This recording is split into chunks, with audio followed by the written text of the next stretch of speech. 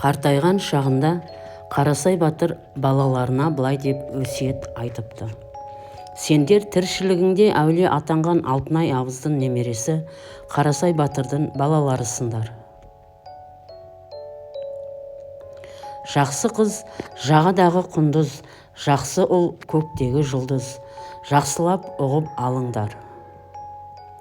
Батыр туса елдің ырысы, жаңбыр жауса жер ырысы, көпке салса дұрысы, көнбесе болар ұрысы.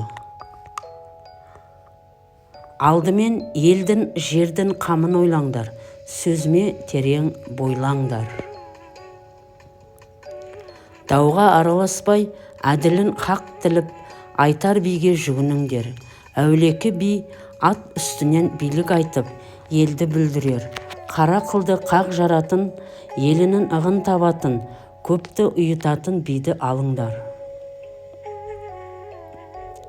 Биік төбеге шықсаң, көзің ашылады. Жақсымен жолдас болсаң, көңілің ашылады. Ақылды бимен болсаң, дауың басылады. Хас батырмен бірге жүрсең, жауыңды қашырады. Құтты адаммен қонысы болсаң, әруағыңды асырады. Жақсы жан ешкімді жатырқамайды. Жақсы жолдас еш уақ алдамайды.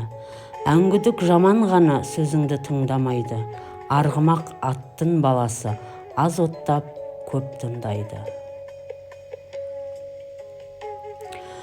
Жақсы сөз дем берер, күш қуат әл берер.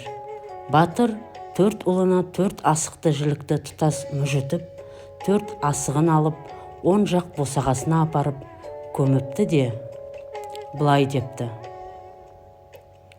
Ынтымағы жарасқанның ырысы артық. Мен бұл қара шаңырағымның 10 босағасына бұл асықтарды әдейі көмдім. 4-еуіңнің ешқашан оқ керегелерің ажырамасын. Араларыңа қылау түспесін.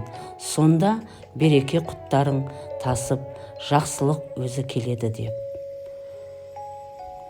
Ал біріңді бірің көре алмай, күншілдік етсеңдер, берекелерің кетеді.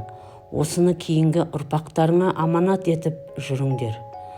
Қарасай батыр өсиеті деп деген екен.